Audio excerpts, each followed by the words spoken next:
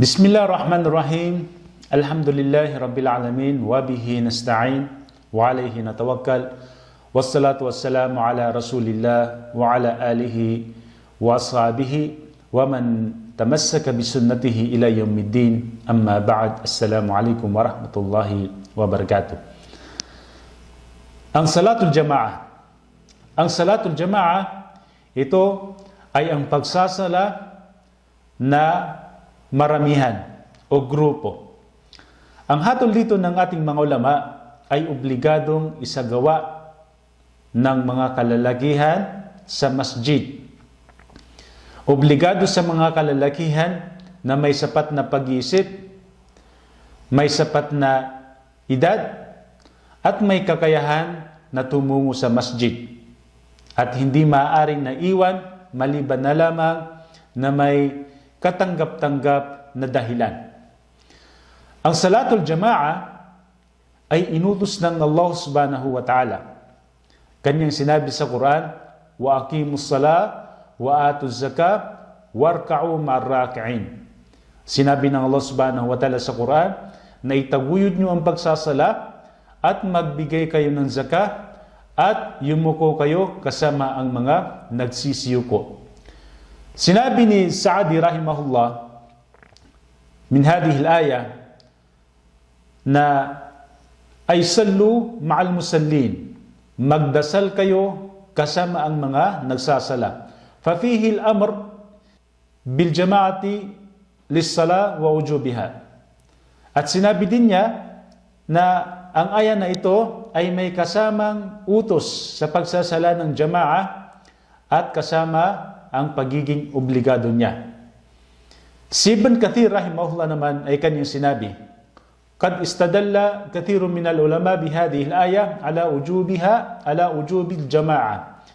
Sinabi ni Ibn Kathir rahimahullah na ang pagsasala ng jama'a, ito ang ginawa o ito ang batayan ng karamihan sa mga ulama, ang aya na ito, na ang pagsasala ng jama'a ay obligado.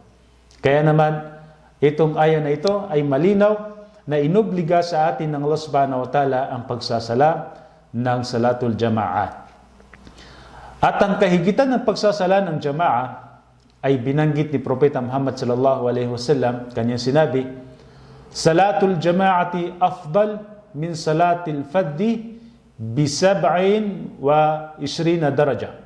Sinabi ni Propeta Muhammad sallallahu alaihi wasallam na ang Salatul Jama'ah ay higit na mainam kaysa sala ng nag-iisa ng 27 daraja, 27 antas.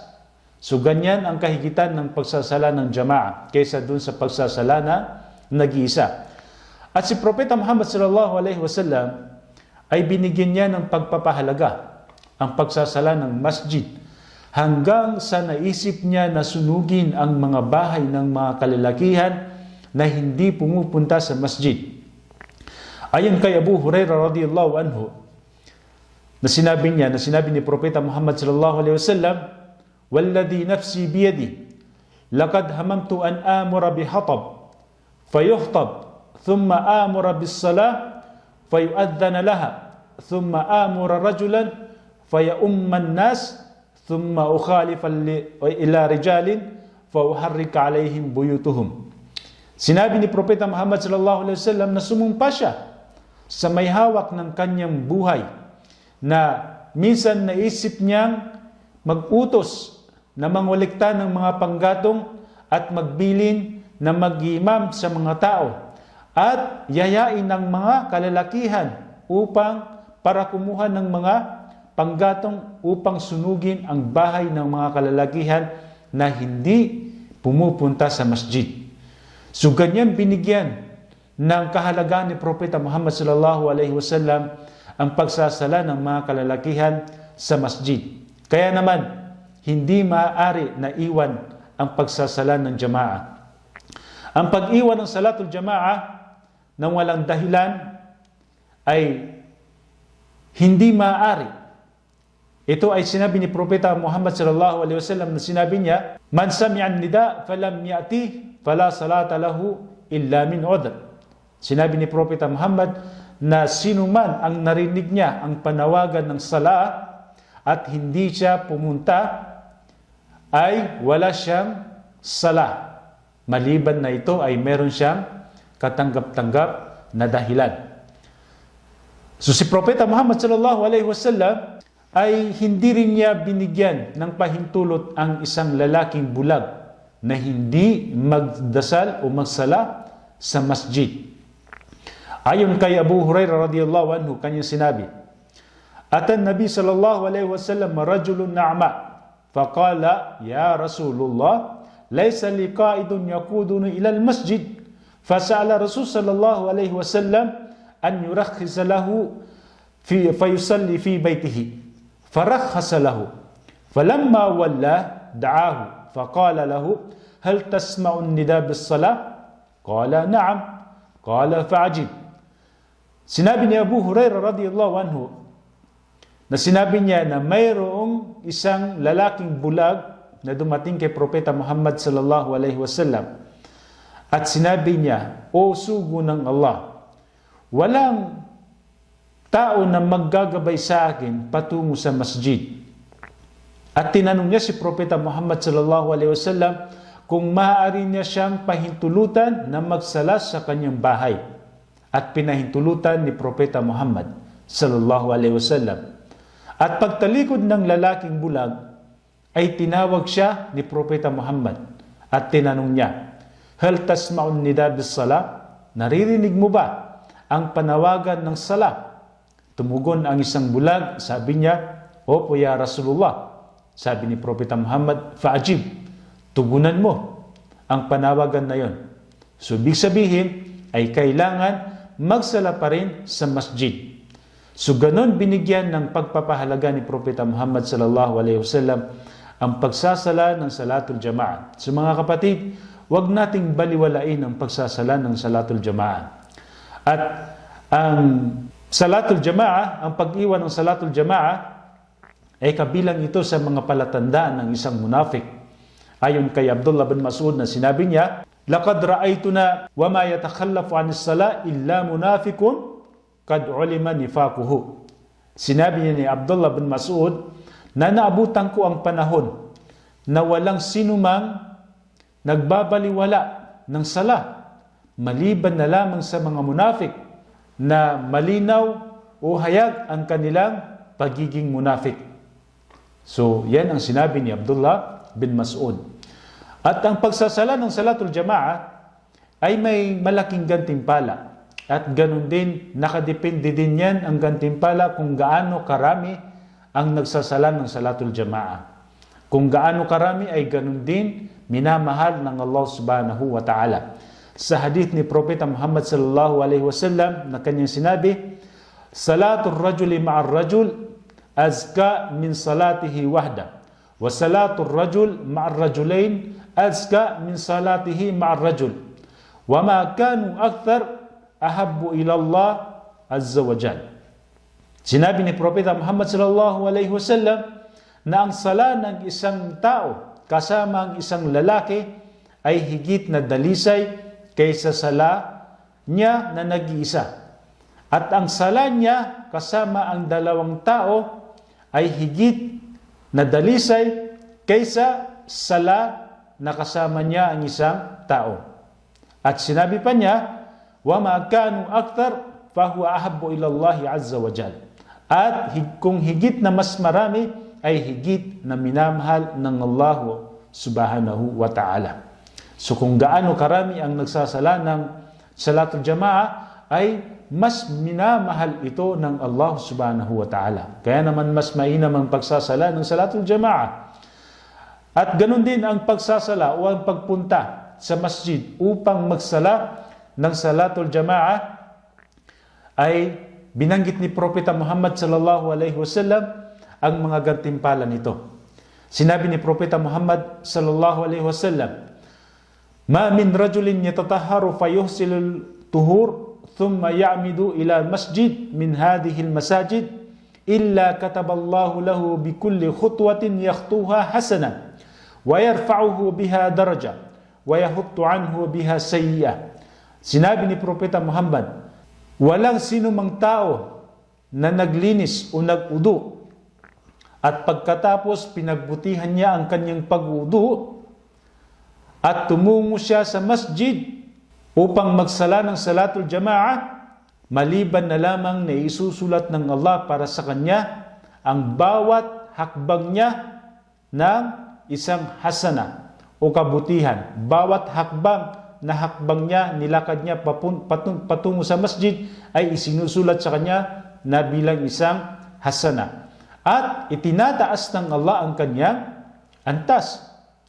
At ganun din, binuburo ng Allah ang kanyang kasalanan.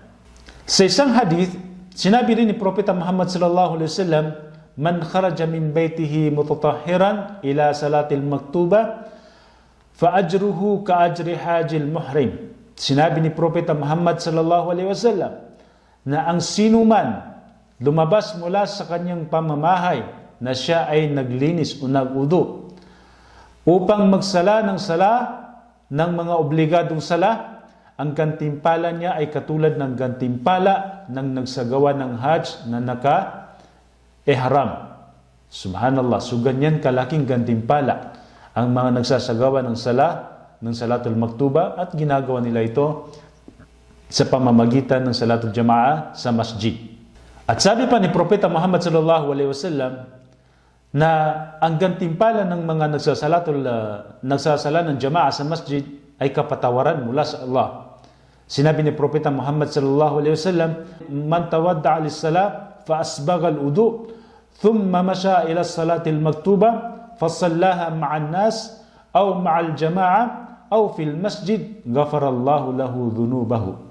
Sinabi ni Propeta Muhammad sallallahu alaihi wasallam na sinuman ang mag-udu upang magsala at pinagbutihan niya ang kanyang pag-udu at pagkatapos siya ay tumungo, naglakad papunta sa masjid para magsala ng mga obligadong sala, o di kaya ay nagsala siya kasama ang mga tao, o di kaya ay ang jama'a nagsala ng mga grupo, ay kapatawaran para sa kanya ang ibibigay ng Allah subhanahu wa ta'ala. Kapatawaran, pinatawad ng Allah subhanahu wa ta'ala ang kanyang mga kasalanan. Ganyan kalaki ang gantimpala ng mga nagsasagawa ng salatul jama'ah. At ganoon din sa isang hadith ni Propeta Muhammad sallallahu alaihi wasallam na kanyang sinabi, man ghada ila al-masjid aw raha a'addallahu lahu nuzulahu min al-jannati kullama ghada aw raha.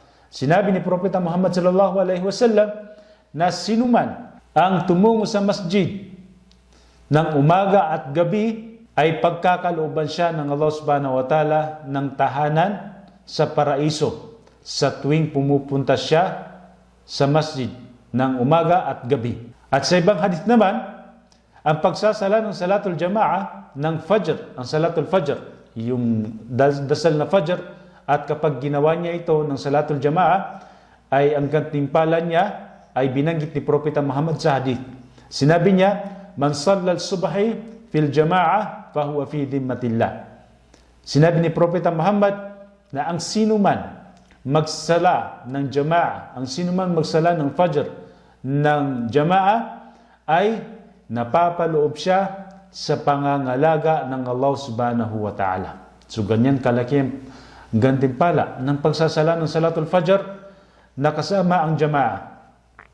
Sinabi din ni Propeta Muhammad sallallahu alaihi wasallam na ang pagsasala ng isya, salatul isya at ang jama'ah ay may malaking gantimpala kasama ang jama'ah. Sinabi ni Propeta Muhammad sallallahu alaihi wasallam, inna athqalas salati 'alal munafiqin salatul isya wa salatul fajr walau ya'lamuna ma fihima la atawhuma walau habwan.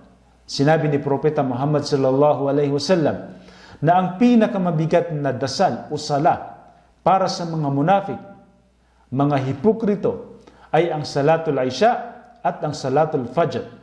At kung alam lang nila ang gantimpala sa dalawang sala na ito, sila ay magtutungo sa masjid na kahit na pagapang o kahit na sila ay gumagapang.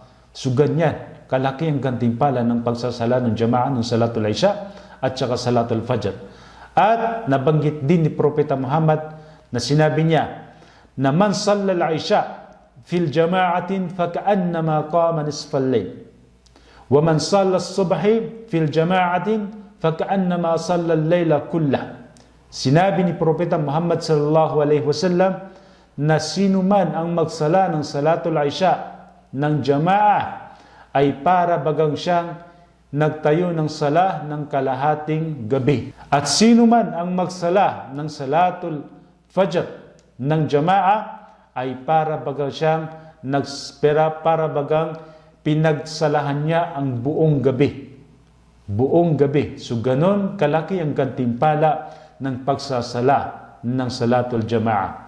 Mga kapatid, huwag natin baliwalain ng pagsasala ng salatul jamaah sapagkat ito ay may kaakibat na malaking gantimpala mula sa Allah subhanahu wa ta'ala. Hanggang dito na lamang.